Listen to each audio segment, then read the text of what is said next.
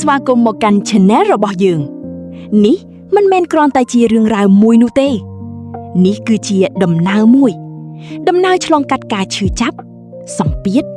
ភាពភ័យខ្លាចភាពល្បីល្បាញភាពបរាជ័យនិងភាពរឹងមាំតោះមកចាប់ផ្ដើមសាច់រឿងពិតរបស់ក្មេងប្រុសម្នាក់ដែលបានក្លាយជាតារាលំដាប់ពិភពលោកប៉ុន្តែជាដំបូង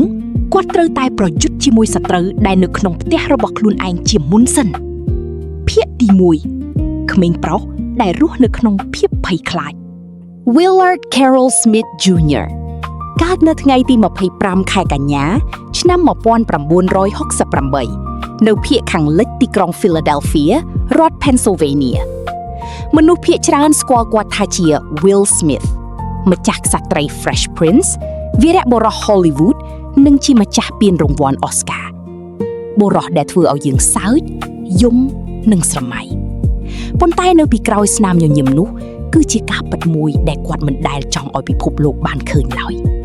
Will បានធំធាត់នៅក្នុងសហគមន៍អ្នកមានជីវភាពមធ្យមមិនមានពេកហើយក៏មិនក្រពេកដែរឪពុករបស់គាត់គឺលោក Willard Sr. គឺជាទាហានម្នាក់ដែលមានភាពម៉ឺងម៉ាត់មានវិន័យនិងតឹងរ៉ឹងបំផុត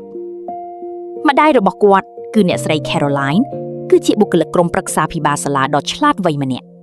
គាត់មានចិត្តសប្បុរសប៉ុន្តែស្ងប់ស្ងាត់មើលពីខាងក្រៅវាហាក់ដូចជាគ្រួសារធម្មតាមួយប៉ុន្តែនៅខាងក្នុងវាគឺជាផ្ទះដែលពោរពេញទៅដោយភាពស្ងប់ស្ងាត់ច្បាប់ទម្លាប់និងភាពភ័យខ្លាចនោះហើយជាចំណុចចាប់ផ្ដើមនៃការសម្ដែងរបស់គាត់មិនមែននៅលើឆាកនោះទេប៉ុន្តែគឺនៅក្នុងផ្ទះគាត់បានក្លាយជាអ្នកកំដរជាមនុស្សកំប្លែងជាមនុស្សឡូឡាប៉ុន្តែនៅខាងក្នុងគាត់គ្រាន់តែក្មេងប្រុសតូចម្នាក់ដែលភ័យខ្លាចនិងមិនដែលអារម្មណ៍ថាមានសុវត្ថិភាពទាល់តែសោះតាំងពីក្មេងមក Will មានសមត្ថភាពពិសេសមួយគាត់អាចដឹងពីបរិយាកាសក្នុងផ្ទះក្នុងរយៈពេលត្រឹមតែប៉ុន្មានវិនាទីប៉ុណ្ណោះប្រសិនបើឪពុករបស់គាត់មកផ្ទះទាំងខឹងគាត់នឹងនិយាយរឿងកំប្លែងភ្លាមប្រសិនបើម្ដាយរបស់គាត់កើតទុក្ខគាត់នឹងរាំឬច្រៀងប្រសិនបើមិត្តភ័ក្តិរបស់គាត់ស្រងូតស្រងាត់គាត់នឹងធ្វើខ្លួនដូចជាតួអង្គតុក្កតាប៉ុន្តែនេះមិនមែនគ្រាន់តែជាការសប្បាយនោះទេនេះគឺជាការរស់រានមានជីវិតគាត់បានរៀនដឹងថាការកម្សាន្តគឺជាការគ្រប់គ្រងប្រសិនបើគាត់អាចធ្វើឲ្យមនុស្សសើចពួកគេនឹងមិនឆ្លោះប្រកែកគ្នាឡើយប្រសិនបើគាត់អាចធ្វើឲ្យមនុស្សស្រឡាញ់គាត់ពួកគេនឹងមិនចាកចេញពីគាត់ឡើយប៉ុន្តែសមត្ថភាពពិសេសនេះបានមកជាមួយនឹងបណ្ដាសាដ៏អាតកំបាំងមួយគាត់មិនដែលបង្ហាញអារម្មណ៍ពិតរបស់គាត់ទៅកាន់នរណាម្នាក់ឡើយដល់អាយុ12ឆ្នាំ Will បានលងស្រឡាញ់តន្ត្រី Hip Hop ប៉ុន្តែគាត់មានភាពខុសប្លែកពីតារារ៉េបដទៃទៀតខណៈពេលដែលអ្នកដទៃរ៉េបអំពីអំពើហិង្សាភាពស្អប់ខ្ពើមនិងការឈឺចាប់ Will បែរជារ៉េបអំពីភាពសប្បាយរីករាយការកំប្លែងមិត្តស្រីនិងសាលារៀនទៅវិញហើយគាត់បានបដិសេធមិនប្រើពាក្យអសុរោះនៅក្នុងតន្ត្រីរបស់គាត់ឡើយព្រោះគាត់មិនចង់ឲ្យលោកយាយរបស់គាត់ឮគាត់និយាយពាក្យមិនល្អមនុស្សជាច្រើនបានសើចចំអកឲ្យគាត់ដោយនិយាយថាគាត់មិនមែនជាតារារ៉េបពិតប្រាកដប៉ុន្តែ Will មិនខ្វល់ឡើយគាត់មិនបានព្យាយាមធ្វើខ្លួនជាមនុស្សចាចេះរឹងរូសនោះទេគាត់គ្រាន់តែព្យាយាមធ្វើខ្លួនឲ្យមានសេចក្តីសុខប៉ុណ្ណោះនៅអាយុ16ឆ្នាំគាត់បានជួបជាមួយ DJ ដែលមានទេពកោសល្យម្នាក់ឈ្មោះ Jeff ហើយពួកគេទាំងពីរបានចាប់ដៃគ្នាបង្កើតជាក្រុម DJ Jazzy Jeff and the Fresh Prince តន្ត្រីរបស់ពួកគេបានផ្ទុះការគាំទ្រយ៉ាងខ្លាំងហើយនៅក្នុងឆ្នាំ1989ពួកគេបានឈ្នះពានរង្វាន់ Grammy លើកដំបូងបង្អស់សម្រាប់តន្ត្រី Rap ពេលនោះ Will មានអាយុទើបតែ20ឆ្នាំប៉ុណ្ណោះចេញពីភាពភ័យខ្លាចនៅក្នុងបន្ទប់ទទួលភ្ញៀវរហូតដល់ការឈ្នះពានរង្វាន់ដ៏ធំបំផុតប្រចាំវិស័យតន្ត្រីប៉ុន្តែគាត់ទើបតែចាប់ផ្ដើមប៉ុណ្ណោះ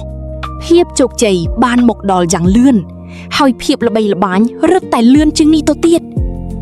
ប៉ុន្តែ Will គ្រាន់តែជាក្មេងម្នាក់ប៉ុណ្ណោះដោយគ្មានការអប់រំផ្នែកហិរញ្ញវត្ថុគ្មានក្រុមការងារនិងគ្មានការណែនាំគាត់បានទិញឡានម៉ូតូខោអាវជប់លៀងនិងជប់លៀងកាន់តែច្រើនឡើងគាត់គិតថាលុយកាក់នឹងមិនចេះរៀងស្ងួតឡើយប៉ុន្តែមិនយូរប៉ុន្មានទូរស័ព្ទ ក៏ឈប់រោការលក់អាល់ប៊ុមបានធ្លាក់ចុះហើយភ្នាក់ងារពន្ធដារ iOS ក៏បានមកគោះទ្វារផ្ទះរបស់គាត់អ្នកជំពាក់ពន្ធចំនួន $2.8 លានWill Smith ក្នុងវ័យ25ឆ្នាំបានធ្លាក់ខ្លួនខ្សែធនផ្ទះត្រូវបានបាត់បង់ឡានក៏អស់លុយកាក់ក៏គ្មានកិត្តិយសក៏រលាយគាត់ត្រូវទៅរស់នៅផ្ទះមិត្តស្រីរបស់គាត់ដើម្បីលាក់ខ្លួនពីពិភពលោកគាត់គិតថាអាជីពរបស់គាត់ត្រូវបានបញ្ចប់ហើយគាត់គិតថាគាត់អស់ខ្លួនហើយប៉ុន្តែនេះគឺជាកន្លែងដែលរឿងរ៉ាវពិតប្រាកដទើបតែចាប់ផ្ដើមថ្ងៃមួយមិត្តភក្តិម្នាក់បានប្រាប់គាត់ថាគេកំពុងរើសតួសម្ដែងសម្រាប់រឿងកំប្លែងថ្មីមួយឈ្មោះថា The Fresh Prince of Bel-Air ឯងគួរតែទៅសាកល្បងទៅ Will និយាយថាស្អីគេខ្ញុំមិនមែនជាតារាសម្ដែងទេមិត្តភក្តិរបស់គាត់តបវិញថាឯងក៏មិនមែនជាតារារ៉េបដែរកាលពីមុនរហូតទាល់តែឯងបានក្លាយជាតារារ៉េបគាត់គ្មានអ្វីត្រូវខាតបង់ទៀតឡើយដូច្នេះគាត់ក៏ទៅគាត់បានចូលរួមការធ្វើតេស្តសម្ដែងហើយភ្លាមនោះគាត់ក៏ទទួលបានតំណែងជាតួឯកតួអង្គនោះហើយដែលបានសង្គ្រោះជីវិតរបស់គាត់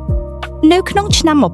1990រឿង The Fresh Prince of Bel-Air ត្រូវបានចាក់ផ្សាយជាលើកដំបូង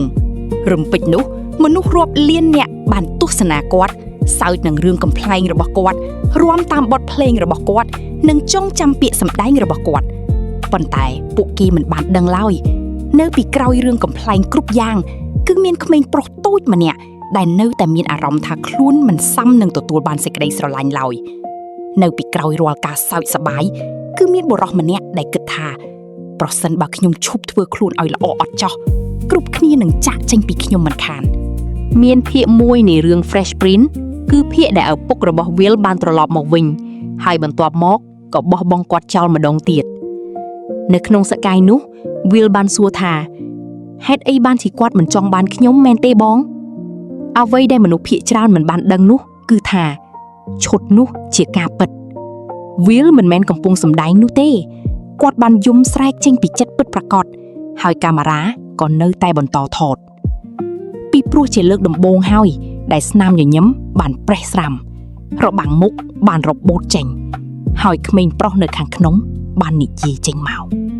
បន្ទាប់ពីភាពជោគជ័យនៃរឿង The Fresh Prince of Bel-Air គ្រប់គ្នាបានស្គាល់ឈ្មោះ Will Smith គាត់មិនមែនគ្រាន់តែជាមនុស្សកំប្លែងនៅលើកញ្ចក់ទូរទស្សន៍ទៀតឡើយគាត់កំពុងតែក្លាយជាអ្វីមួយដែលធំធេងជាងនេះគាត់បានធ្វើការសម្រេចចិត្តថាខ្ញុំចង់ក្លាយជាតារាភាពយន្តដ៏ធំបំផុតនៅលើពិភពលោកប៉ុន្តែគាត់មិនបាននិយាយពាក្យនេះដូចជាការស្រមៃនោះទេគាត់និយាយវាដូចជាបេសកកម្មមួយ Will ចាប់ផ្ដើមសិក្សាពីតួលេខចំណូលប្រអប់សម្បត្តិ Box Office Script ភាពយន្តនិន្នាការទស្សនិកជនគាត់ចង់ដឹងថាតើភាពយន្តប្រភេទណាដែលមនុស្សចូលចិត្តតើតារាសម្ដែងរូបណាដែលរកលុយបានច្រើនជាងគេតើសាច់រឿងបែបណាដែលប៉ះពាល់ដល់បេះដូងមនុស្សគាត់បានក្លាយជាមនុស្សឆ្លុះវង្វេងមិនត្រឹមតែការសម្ដែងនោះទេប៉ុន្តែគឺជាមួយនឹងភាពជោគជ័យហើយវាពិតជាបានសម្រេចមែនក្នុងរយៈពេលត្រឹមតែប៉ុន្មានឆ្នាំ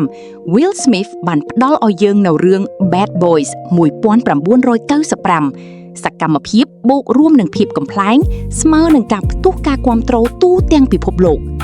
រឿង Independence Day 1996ភាពយន្តវិទ្យាសាស្ត្រដ៏ធំរឿង Men in Black 1997ដើរតួជាតួអង្គដ៏លយបំផុតមួយមិនធ្លាប់មានរឿង Ali 2001ការសម្ដែងដែលត្រូវបានស្នើឈ្មោះដណ្ដើមពានរង្វាន់ Oscar ព្រមទាំងរឿង I Robot Hitch I Am Legend Enemy of the State ជាដើមហើយបន្ទាប់មកនៅក្នុងឆ្នាំ2006គាត់បានផ្ដល់ឲ្យយើងនៅភាពយន្តមួយដែលបានធ្វើឲ្យបេះដូងគ្រប់គ្នាខ្ទេចខ្ទាំនោះគឺរឿង The Pursuit of Happiness ការស្វែងរកសេចក្តីសុខគាត់បានដើរតួជា Chris ឪពុកដែលគ្មានផ្ទះសម្បែងម្នាក់ដែលមានកូនប្រុសតូចម្នាក់ភាពយន្តនេះបានធ្វើឲ្យមនុស្សរាប់លាននាក់សម្រក់ទឹកភ្នែកពីព្រោះ Will មិនមែនគ្រាន់តែសម្ដែងនោះទេគាត់គឺជាក្មេងប្រុសម្នាក់នោះដែលព្យាយាមធ្វើឲ្យឪពុករបស់ខ្លួនមានមោទនភាពព្យាយាមស្វែងរកអារម្មណ៍សុវត្ថិភាពនិងព្យាយាមបង្ហាញថាខ្លួនមានតម្លៃគ្រប់គ្រាន់ក្នុងការស្វែងរកសេចក្តីសុខមានឈុតមួយដែល Will និយាយទៅកាន់កូនប្រុសរបស់គាត់ថា កុំឲ្យនរណាម្នាក់ប្រាប់កូនថាកូនមិនអាចធ្វើអ្វីមួយបានឡើយទោះបីជាប៉ាក៏ដោយ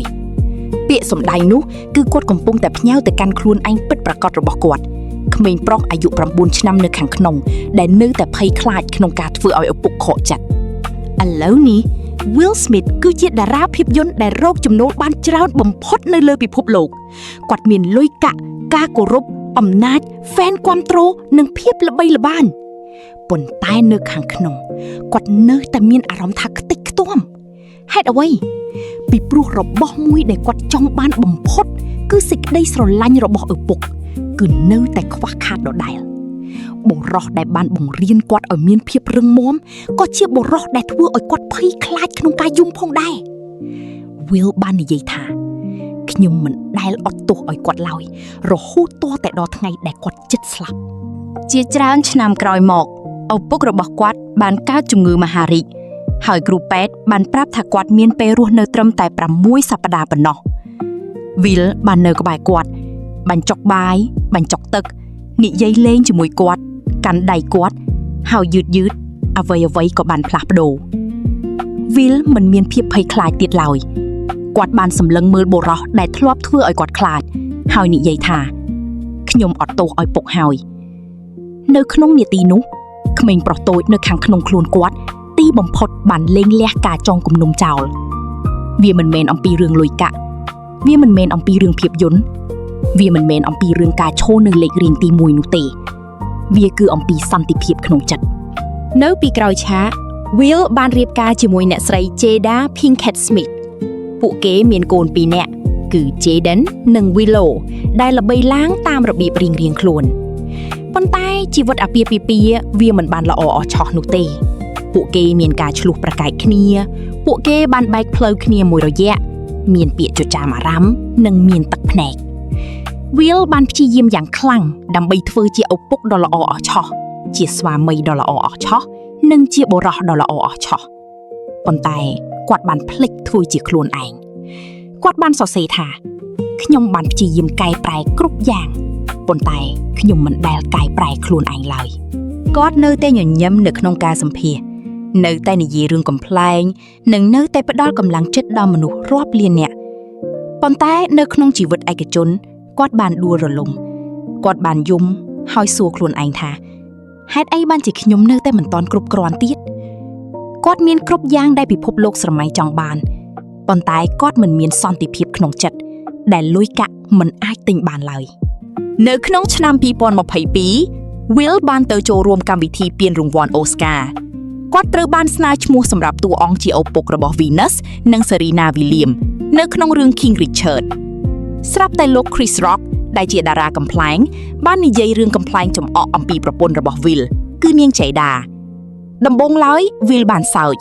ប៉ុន្តែបន្ទាប់មកមានអ្វីមួយបានដាច់នៅក្នុងខ្លួនគាត់បានដើរឡើងទៅលើឆាក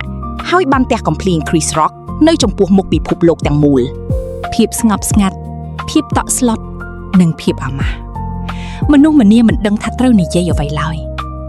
តើនេះជា Will Smith ម្នាក់នោះមែនទេការទះកំភ្លៀងនោះមិនមែនដោយសារតែរឿងកំប្លែងមួយម៉ាត់នោះទេការទះកំភ្លៀងនោះបានមកពីភាពភ័យខ្លាចជាច្រើនឆ្នាំការធ្វើពុតជាច្រើនឆ្នាំការព្យាយាមធ្វើខ្លួនឲ្យល្អឥតខ្ចោះជាច្រើនឆ្នាំនិងការមិនអាចនិយាយអ្វីដែលខ្លួនមានអារម្មណ៍ពិតប្រាកដជាច្រើនឆ្នាំវាគឺជាការស្រែកហៅរោគជំនួយប៉ុន្តែវាក៏ជាការធ្លាក់ចុះពីភាពថ្លៃថ្នូរផងដែរ Will Smith មានគ្រប់យ៉ាងប៉ុន្តែបានបាត់បង់រូបភាពរបស់ខ្លួនក្នុងរយៈពេលត្រឹមតែ1វិនាទីប៉ុណ្ណោះឥឡូវនេះពិភពលោកបានសួរថាតើគាត់ពិតជានរណាតើគាត់ជាមនុស្សល្អមនុស្សអាក្រក់មនុស្សដែលខ្ទេចខ្ទាំឬគ្រាន់តែជាមនុស្សធម្មតាម្នាក់ភាគទី2ការទះកំភ្លៀងដែលធ្វើឲ្យពិភពលោកកក្រើកបានបំបែករបាំងមុខជារៀងរហូតហើយពិភពលោកបានទស្សនាទាំងភាពស្រឡាំងកាំងនេះគឺជា Will Smith បុរសដែលយើងទាំងអស់គ្នាស្រឡាញ់ជាគំរូដ៏ល្អជាមនុស្សដែលមានមុនស្នេហ៍កំប្លែងនិងមានសន្តិភាពឥឡូវនេះគាត់បែរជាខឹងសម្បាគ្រប់គ្រងខ្លួនឯងមិនបាននិងមើលសឹងតែមិនស្គាល់ត្រឹមតែប៉ុន្មាននាទីក្រោយមក Will បានឈ្នះពានរង្វាន់ Oscar តួឯកប្រុសឆ្នើមប្រចាំរឿង King Richard គាត់បានយំនៅលើឆាកដោយនិយាយថាសេចក្តីស្រឡាញ់ធ្វើឲ្យអ្នកធ្វើរឿងឈួតប៉ុន្តែទោះបីជាគាត់កាន់ពានរង្វាន់មាសនោះក៏ដោយក៏គាត់មិនមានអារម្មណ៍ថាឈ្នះតតែសោះមានតែភាពអាម៉ាស់ប៉ុណ្ណោះនៅយប់នោះ Will Smith មិនបានគេងឡើយ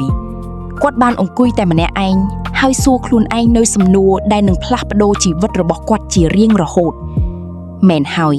ការទះកំភ្លៀងនោះបានធ្វើឲ្យពិភពលោកតក់ស្លុតប៉ុន្តែក្រោយមក Will បាននិយាយថាការទះកំភ្លៀងនោះមិនបានមកពីនាទីនោះទេ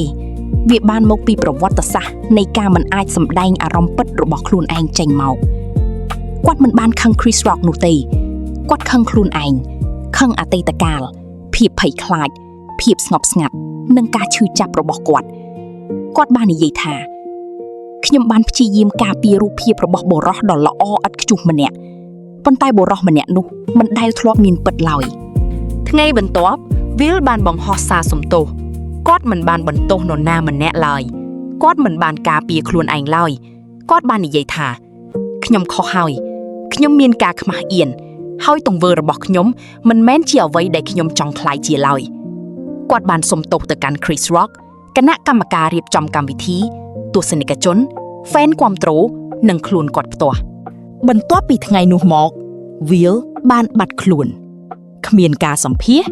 គ្មានការដើរលើកម្រាលព្រំក្រហមគ្មានភាពយន្តនិងគ្មានការលោឡាឡើយមានតែភាពស្ងប់ស្ងាត់ប៉ុណ្ណោះគាត់បានស្នាក់នៅផ្ទះ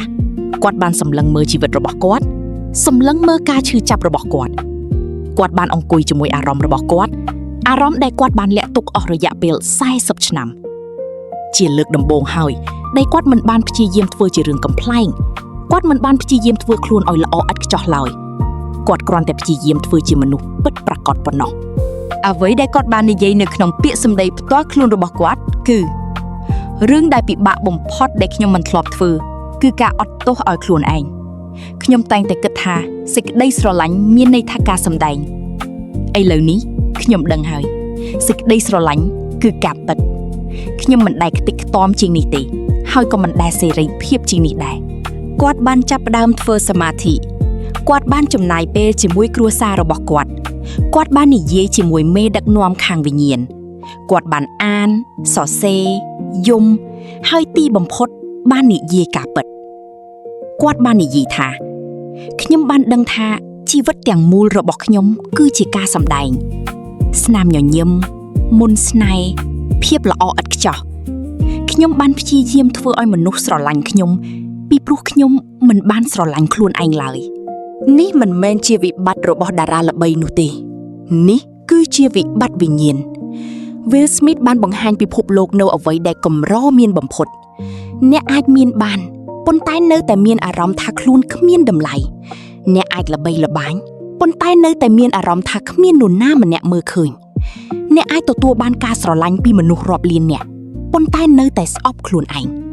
ហើយអ្វីដែលសំខាន់បំផុតនោះគឺអ្នកអាចធ្វើខុសម្ដងប៉ុន្តែនៅតែអាចត្រឡប់មកវិញកាន់តែរឹងមាំប្រសិនបើអ្នកជាមនុស្សធម្មតាអ្នកនឹងដួលប៉ុន្តែប្រសិនបើអ្នកមានភាពក្លាហានអ្នកនឹងក្រោកឈរឡើងម្ដងទៀតគាត់បានអត់ទោសឲ្យខ្លួនឯងប៉ុន្តែការអត់ទោសមិនដែលពេញលេញឡើយរហូតទាល់តែអ្នកប្រឈមមុខជាមួយមនុស្សម្នាក់ដែលដឹងពីចំណុចងងឹតបំផុតរបស់អ្នក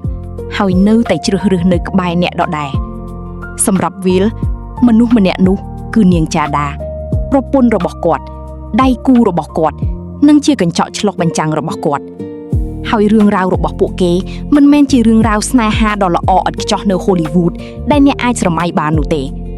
វាមានភាពស្មុគស្មាញរញ៉េរញ៉ៃឈឺចាប់និងស្មោះត្រង់បំផុត Will បានជួប Jada នៅក្នុងទសវត្សរ៍ឆ្នាំ1990នៅពេលដែលគាត់នៅតែរៀបការជាមួយប្រពន្ធដំបូងរបស់គាត់គឺនាង Sherry គាត់និង Sherry មានកូនប្រុសម្នាក់ឈ្មោះ Trey ប៉ុន្តែបេះដូងរបស់ Will បានរសាត់ទៅរក Jada រួចទៅហើយបន្ទាប់ពីការលែងលះរបស់គាត់និង Jada បានរួមរស់ជាមួយគ្នាយ៉ាងលឿនពួកគេហាក់ដូចជាគូស្នេហ៍ដ៏ល្អឥតខ្ចោះរឹងមាំមានបានល្បីល្បាញនិងមានអំណាចពួកគេបានរៀបការជាមួយគ្នាពួកគេមានកូន2នាក់គឺ Jaden និង Willow ប៉ុន្តែតាំងពីដំបូងមកមានអ្វីមួយមានអារម្មណ៍ថាមិនត្រឹមត្រូវឡើយ Will ចង់បានគ្រួសារបែបប្រពៃណីចំណែក Jada ចង់បានសេរីភាព Will ចង់ការពារនាងចំណែក Jada ចង់ការពារខ្លួនឯងពួកគេទាំងពីរស្រឡាញ់គ្នាទៅវិញទៅមកប៉ុន្តែពួកគេមិនតែងតែស្រឡាញ់តាមរបៀបដូចគ្នានោះទេសម្រាប់ថ្ងៃខួបកំណើតអាយុ40ឆ្នាំរបស់ Jada លោក Will បានចំណាយពេល3ឆ្នាំក្នុងការរៀបចំការភ្ញាក់ផ្លូវមួយគាត់បានជួលមនុស្សសរសេរភាពយន្តឯកសារអញ្ជើញតារាល្បីៗវាហាក់ដូចជាថ្ងៃខួបកំណើតដ៏មានមន្តអាគមបំផុតមិនធ្លាប់មានប៉ុន្តែនៅពេលដែលថ្ងៃដ៏ធំនោះមកដល់ Jada មិនបានញញឹមឡើយនាងមិនបានអបអរសាទរឡើយនាងមានអារម្មណ៍ដូចជានាងកំពុងតែស្ថិតនៅលើឆាកសម្ដែងម្ដងទៀតបន្ទាប់ពីវាបានបញ្ចប់នាងបានប្រាប់ Will ថានេះមិនមែនសម្រាប់ខ្ញុំទេនេះគឺសម្រាប់អ្នកទេតើហើយពាក្យនោះបានធ្វើឲ្យគាត់ខ្ទេចខ្ទាំគាត់បានផ្ដល់បេះដូងរបស់គាត់ទៅហើយប៉ុន្តែនាងបែរជាមានអារម្មណ៍ថាត្រូវបានគ្រប់គ្រងទៅវិញនៅយប់នោះជីវិតអាពាហ៍ពិពាហ៍របស់ពួកគេបានបែកបាក់ Will បាននិយាយថាខ្ញុំបានចូលនិវត្តន៍នៅថ្ងៃនោះពីការព្យាយាមធ្វើឲ្យមនុស្សមានសេចក្តីសុខបន្ទាប់ពីនោះមកអ្វីៗក៏បានប្រែជាត្រជាក់ស្រជុំពួកគេមិនបានលែងលះគ្នាឡើយពួកគេមិនបានឆ្លោះប្រកែកគ្នាឡើយពីព្រោះពួកគេកំពុងតែព្យាយាមស្វែងយល់ពីខ្លួនឯងរៀងៗខ្លួនពួកគេបានផ្ដល់លំហទំនេរឲ្យគ្នាទៅវិញទៅមកហើយបន្ទាប់មកមានរឿងមួយបានកើតឡើងនៅក្នុងឆ្នាំ2020 Jada បានអង្គុយនៅក្នុងកម្មវិធីផ្ទាល់ខ្លួនរបស់នាងគឺ Red Table Talk នៅម្ខាងទៀតនៃតុគឺលោក Will នាងបានសារភាពនៅអ្វីមួយដែលពិភពលោកទាំងមូលបានខ្សឹបខ្សៀវគ្នាជាយូរមកហើយក្នុងកំឡុងពេលដែលពួកគេបែកគ្នានាងមានទំនាក់ទំនងជាមួយបុរសវ័យក្មេងម្នាក់ឈ្មោះ August Alsina នាងមិនបានហៅវាថាជាការក្បត់ចិត្តនោះទេនាងហៅវាថាជាការជំពាក់ជំពិន entanglement ហើយពិភពលោកក៏បានផ្ទុះឡើងភ្លាមរូបភាពកំប្លែងភាពស្អប់ខ្ពើមការចងគំនុំនិងភាពអាម៉ាស់ Will បានអង្គុយនៅម្ខាងទៀតភ្នែកក្រហមងាំងស្ងប់ស្ងាត់ព្យាយាមដកដង្ហើមប៉ុន្តែគាត់មិនបានចាកចេញឡើយគាត់មិនបានស្រែកឡើយគាត់គ្រាន់តែស្ដាប់ប៉ុណ្ណោះហើយនៅពេលដែលវាបានបញ្ចប់គាត់បាននិយាយថាយើងរួមសុខរួមទុក្ខជាមួយគ្នាយើងស្លាប់ជាមួយគ្នាជីវិតអាពាហ៍ពិពាហ៍ដ៏អាក្រក់សម្រាប់ជីវិតពាក្យកំប្លែងពិតនឹងជារឿងដ៏សោកសៅបំផុតក្រោយមក Will បានសារភាពថាជីវិតអាពាហ៍ពិពាហ៍របស់យើងគឺជាការសម្ដែងខ្ញុំកំពុងតែដើរតួមួយនាងក៏កំពុងតែដើរតួមួយដែរយើងទាំងពីរនាក់សុទ្ធតែសម្ដែងគាត់ជឿជាក់ថាសេចក្តីស្រឡាញ់មានន័យថាការលះបង់ចំណែកនាងជឿជាក់ថាសេចក្តីស្រឡាញ់មានន័យថាការពិតពួកគេកំពុងតែសាងសង់អ្វីដែលស្រស់ស្អាតមួយប៉ុន្តែប្រើប្រាស់ប្លង់ខុសគ្នាហើយនោះហើយជាមូលហេតុដែលផ្ទះតែងតែដួលរលំចុះមកវិញបន្ទាប់ពីការទះកំភ្លៀងនៅកម្មវិធី Oscar មនុស្សជាច្រើនបាននិយាយថាគាត់ធ្វើវាដើម្បី Jada នាងធ្វើឲ្យគាត់ធ្វើវាគាត់កំពុងតែការពារនាង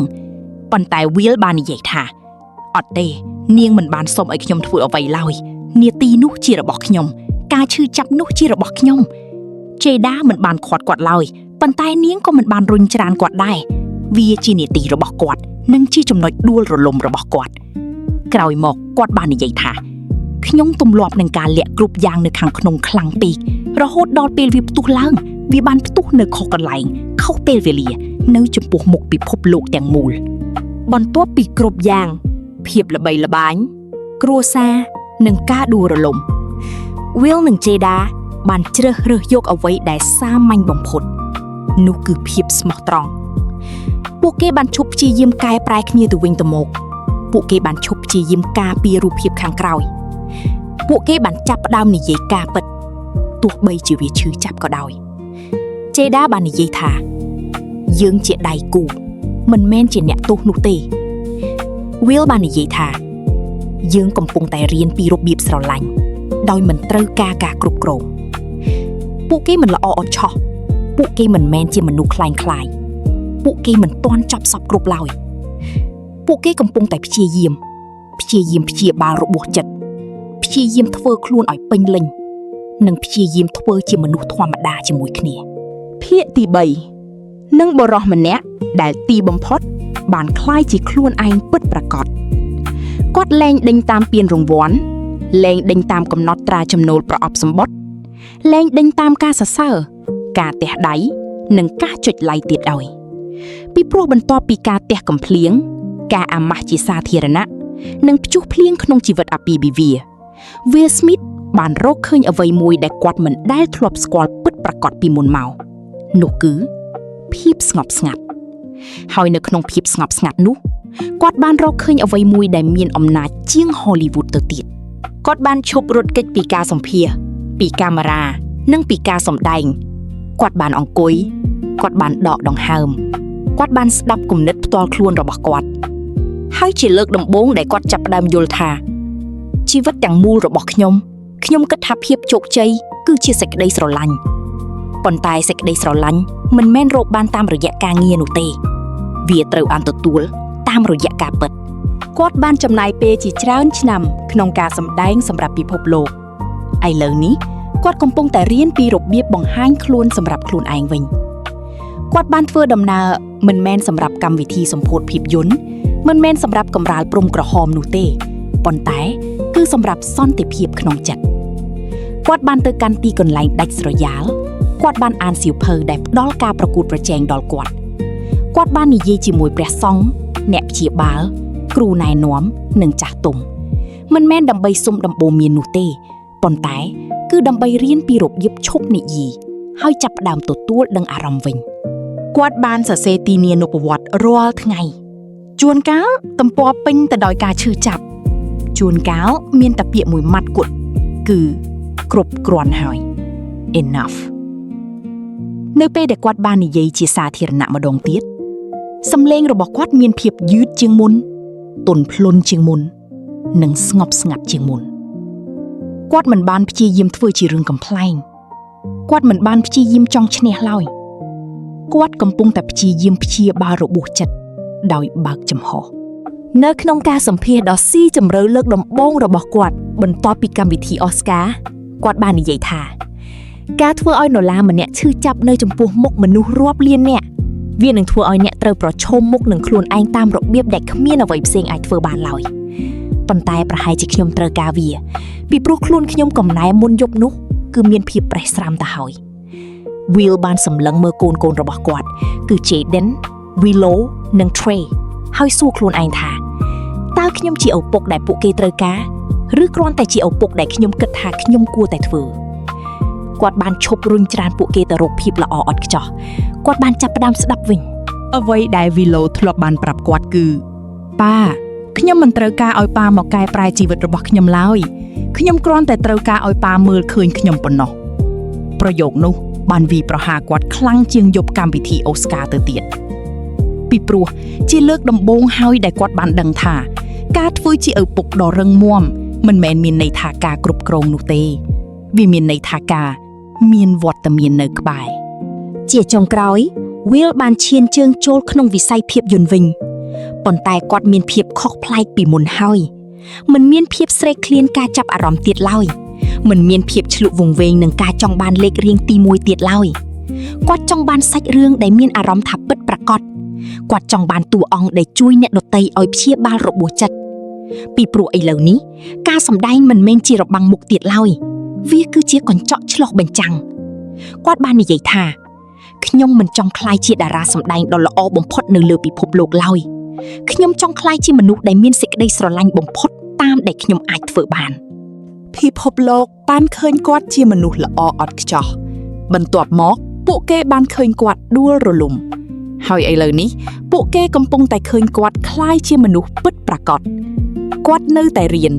នៅតែលូតលាស់នៅតែសុំទោសនិងនៅតែសួរខ្លួនឯងនៅសំណួរពិបាកប៉ុន្តែទម្រង់បែបនោះហើយជាអ្វីដែលភាពរឹងមាំមើលទៅនាពេលបច្ចុប្បន្នមិនមែនជាស្នាមញញឹមដ៏ធំមិនមែនជាទំនុកចិត្តដ៏ខ្លាំងក្លាមិនមែនជាវីរៈបុរសឡើយគឺគ្រាន់តែជាបុរសម្នាក់ដែលនិយាយការពិតប៉ុណ្ណោះគាត់មិននិយាយដើម្បីបង្ហាញគាត់មិនញញឹមដើម្បីលាក់បាំងគាត់មិនសម្ដែងដើម្បីទទួលបានការស្រឡាញ់ឡើយពីព្រោះឥឡូវនេះ Will Smith មិនបានព្យាយាមធ្វើជាវីរៈបុរសនោះទេគាត់គ្រាន់តែព្យាយាមធ្វើ ធ្វើជាមនុស្សស្មោះត្រង់ប៉ុណ្ណោះ មាននាទីមួយដែលបានផ្លាស់ប្ដូរគ្រប់យ៉ាងសម្រាប់គាត់កំពុងតែអង្គុយម្នាក់ឯងគ្មានកាមេរ៉ាគ្មានក្រុមការងារគ្មានហ្វេនគាំទ្រមានតែភាពស្ងប់ស្ងាត់ប៉ុណ្ណោះគាត់បានបើកសៀវភៅទីណានុប្រវត្តិរបស់គាត់ហើយសរសេរប្រយោគមួយថាប្រសិនបើខ្ញុំស្លាប់នៅថ្ងៃស្អែកតើខ្ញុំពិតជានរណាហើយចម្លើយមិនមែនជាតារាភាពយន្តឡើយមិនមែនជាម្ចាស់ពានរង្វាន់ Grammy ឡើយហើយក៏មិនមែនជា Fresh Prince ដែរវាគឺបែបនេះខ្ញុំជាក្មេងប្រុសដែលភ័យខ្លាចម្នាក់ដែលបានក្លាយជាបុរសដ៏រឹងមាំម្នាក់ប៉ុន្តែខ្ញុំត្រូវតែបាត់បង់គ្រប់យ៉ាងជាមុនសិនគាត់បានដឹងពីអ្វីមួយដែលឈឺចាប់និងមានសេរីភាពថា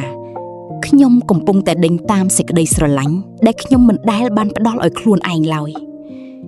ពេញមួយជីវិតរបស់គាត់រឿងកំប្លែងភាពជោគជ័យមុនស្នេហ៍មិនមែនសម្រាប់ពិភពលោកនោះទេគឺសម្រាប់ក្មេងប្រុសអាយុ9ឆ្នាំម្នាក់នោះដែលបានឃើញម្ដាយរបស់ខ្លួនត្រូវបានវាយហើយបានសន្យាថានឹងញញឹមដើម្បីកុំឲ្យនរណាម្នាក់មានអារម្មណ៍ឈឺចាប់ម្ដងទៀតប៉ុន្តែឥឡូវនេះគាត់មិនញញឹមដើម្បីការពារឡើយគាត់ញញឹមដើម្បីឆ្លោះបញ្ចាំងវិញគាត់បានក្លាយជាពន្លឺមិនមែនដោយសារតែជីវិតមានភាពងាយស្រួលជាមុននោះទេប៉ុន្តែគឺដោយសារតែទីបំផុតគាត់បានឈប់រត់គេចពីភាពងងឹតភាពជោគជ័យគឺស្ងប់ស្ងាត់គាត់ធ្លាប់ជឿជាក់ថាភាពជោគជ័យគឺឡូឡាតួលេខធំធំភាពល្បីល្បាញធំធំឆាកសម្ដែងធំធំឥឡូវនេះគាត់ជឿជាក់ថាភាពជោគជ័យគឺសន្តិភាពសមត្ថភាពក្នុងការគេងនៅពេលយប់ដោយគ្មានភាពអាម៉ាស់សមត្ថភាពក្នុងការសើចដោយមិនបាច់ធ្វើពុតនិងសមត្ថភាពក្នុងការស្រឡាញ់ដោយមិនបាច់សម្ដែងសេចក្តីស្រឡាញ់មិនមែនជារង្វាន់ឡើយគាត់បានចំណាយពេលជាច្រើនឆ្នាំក្នុងការព្យាយាមរកសេចក្តីស្រឡាញ់ឥឡូវនេះគាត់ដឹងហើយថាមនុស្សដែលស្រឡាញ់អ្នកនឹងស្រឡាញ់អ្នកតាមអ្វីដែលអ្នកមានមិនមែននៅពេលដែលអ្នកល្អឥតខ្ចោះមិនមែននៅពេលដែលអ្នកល្បីល្បាញមិនមែននៅពេលដែលអ្នកមិនដែលដួលនោះទេប៉ុន្តែគឺនៅពេលដែលអ្នកបង្ហាញព្រលឹងពិតរបស់អ្នកឲ្យពួកគេឃើញការឈឺចាប់គឺជាផ្លូវដើរគាត់បានព្យាយាមជៀសវាងការឈឺចាប់ពេញមួយជីវិតរបស់គាត់ឥឡូវនេះគាត់យល់ហើយថាការឈឺចាប់មិនមែនជាសត្រូវឡើយការឈឺចាប់គឺជាគ្រូបង្រៀនការឈឺចាប់គឺជាទ្វារបើកចំហហើយការឈឺចាប់គឺជាអ្វីដែលបង្វែរក្មេងប្រុសម្នាក់ឲ្យក្លាយជាបុរសពិតប្រាកដ Will Smith មិនខ្វល់ខ្វាយអំពីការក្លាយជាវីរៈបុរសក្នុងរឿងព្រេងទៀតឡើយគាត់ខ្វល់ខ្វាយអំពីការមានសេរីភាពក្នុងការនិយាយសេរីភាពក្នុងការទទួលដឹងអារម្មណ៍សេរីភាពក្នុងការស្រឡាញ់សេរីភាពក្នុងការយំសេរីភាពក្នុងការធ្វើខុសនិងសេរីភាពក្នុងការធ្វើជាមនុស្សពិតប្រាកដទោះបីជាអ្នកធ្លាប់ខ្ទេចខ្ទាំទោះបីជាអ្នកធ្លាប់ធ្វើខុសក៏ដោយអ្នកអាចសរសេររឿងរ៉ាវជីវិតរបស់អ្នកឡើងវិញបានអ្នកមិនចាំបាច់ធ្វើឲ្យពិភពលោកចាប់អារម្មណ៍ឡើយអ្នកគ្រាន់តែត្រូវការស្រឡាញ់មនុស្សម្នាក់ដែលនៅក្នុងកញ្ចក់ឆ្លុះបញ្ចាំងប៉ុណ្ណោះរបួសដ៏ជ្រៅបំផុតរបស់អ្នកអាចនឹងក្លាយជាអំណាចដ៏ធំបំផុតរបស់អ្នកប៉ុន្តែលុះត្រាតែអ្នកឈប់លាក់បាំងវាប៉ុណ្ណោះมันមានភាពល្អឥតខ្ចោះនោះទេមានតែការពិតប៉ុណ្ណោះអ្នកអាចដួលយ៉ាងខ្លាំងយ៉ាងឈឺចាប់ប៉ុន្តែនៅតែអាចក្រោកឈរឡើងវិញបានប៉ុន្តែលើកនេះគឺក្រោកឈរឡើងក្នុងនាមជាខ្លួនឯងពិតប្រាកដគាត់បានធ្វើឲ្យយើងសើចគាត់បានធ្វើឲ្យយើងយំគាត់បានធ្វើឲ្យយើងរាំគាត់បានធ្វើឲ្យយើងជឿជាក់ប៉ុន្តែកាដូដ៏ធំបំផុតរបស់គាត់គឺគាត់បានបង្ហាញយើងពីអ្វីដែលកើតឡើងនៅពេលដែលរបាំងមុខត្រូវបានដកចេញជាចុងក្រោយមិនត្រឹមតែពីផ្ទៃមុខរបស់គាត់នោះទេប៉ុន្តែគឺពីជីវិតរបស់គាត់ទាំងមូលឥឡូវនេះគាត់រស់នៅដោយគ្មានរបាំងមុខឡើយនេះគឺជាទីបញ្ចប់នៃសាច់រឿងរបស់ Will Smith ប៉ុន្តែវាក៏ជាការចាប់ផ្ដើមនៃអ្វីមួយដែលកាន់តែធំធេងជាងនេះផងដែរបុរសម្នាក់ដែលបានឈប់សម្ដែងសម្រាប់ពិភពលោកដើម្បីឲ្យគាត់អាចក្លាយជាខ្លួនឯងពិតប្រាកដនៅក្នុងភាពស្ងប់ស្ងាត់ជាចុងក្រោយហើយប្រហែលជាគ្រាន់តែប្រហែលជាប៉ុណ្ណោះអ្នកក៏អាចធ្វើដូចគ្នាបានដែរសូមអរគុណសម្រាប់ការស្ដាប់រឿងរ៉ាវដ៏មានអត្ថន័យមានអំណាចនិងមិនអាចបំភ្លេចបានរបស់ Will Smith នេះពីភាពភ័យខ្លាចក្នុងវ័យកុមារភាពរហូតដល់ភាពល្បីល្បាញលំដាប់ពិភពលោក ពីភាពល្អឥតខ្ចោះរហូតដល់ការពិតប្រសិនបើដំណើរនេះបានប៉ះពាល់ដល់បេះដូងរបស់អ្នកប្រកាសជាដឹងថាត្រូវធ្វើអ្វីហើយឥឡូវនេះចូលទៅរស់នៅក្នុងរឿងរ៉ាវរបស់អ្នកមិនមែនជារឿងរ៉ាវដែលល្អឥតខ្ចោះនោះទេប៉ុន្តែជារឿងរ៉ាវដែលពិតប្រាកដពិភពលោកត្រូវការរឿងរ៉ាវមួយនោះចុច Subscribe ឥឡូវនេះពីព្រោះ Channel នេះនៅទីនេះសម្រាប់រឿងរ៉ាវពិតអារម្មណ៍ពិត